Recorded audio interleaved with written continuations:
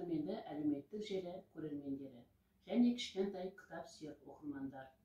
Біз бүгін халқымыздың ұлы перзенті, қазақ жерінде оқу-ағарту үшін жүзеге асырған зиялы көшбасшысы, тұңғыш халық ағартушысы, ұлт тарихында аты мәңгі өшпейтін кемел тұлға Ыбырай Алтынсариннің әңгімесіне тоқталатын боламыз.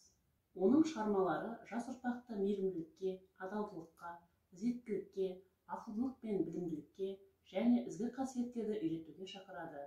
Ыбырайдың әңгімелері тәрбиенің қайнар көзі деп айтуға толықтай негіз бар. Себебі оның көптеген әңгімелері тәрбиелік мақсатта жазылғаны бізге мәлім. Ыбырайдың әңгімелерін қарап отырып, оларды тақырып жағынан еңбек пен өнерге баулитын және адамгершілікке тәрбиелейтін шығармалар деп екі топқа бөліп қарастыруға болады. Ыбырай шығармаларының басты тақырыбы еңбек. Осыған дәлел оның бұл тақырыпта жазған әңгімесінің бірі «Әке мен бала».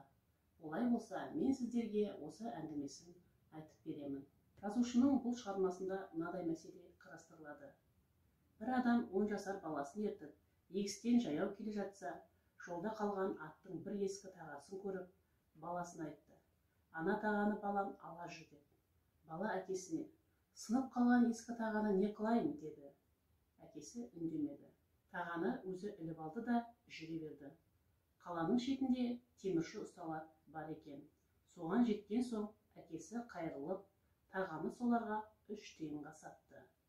Одан біраз өткен соң шие сатып отырғандардан 3 тиынға бірталай шие сатып алды. Сонымен шиені орамалына түйіп, шетінен өзі бірлеп алып жеп, баласына қарамай аяңдап жүре берді.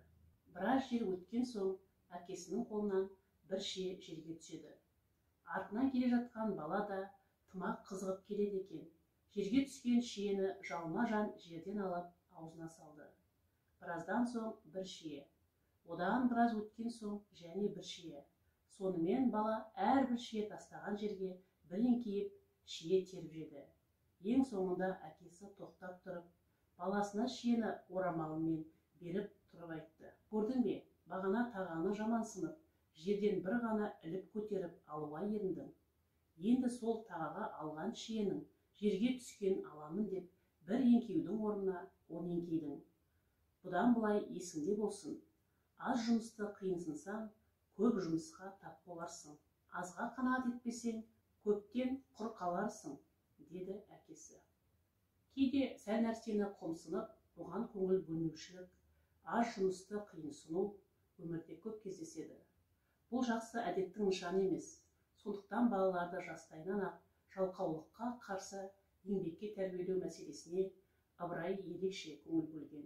Жастарды еңбек етуге үгіттеген оның басқа да әңгімелері аз емес.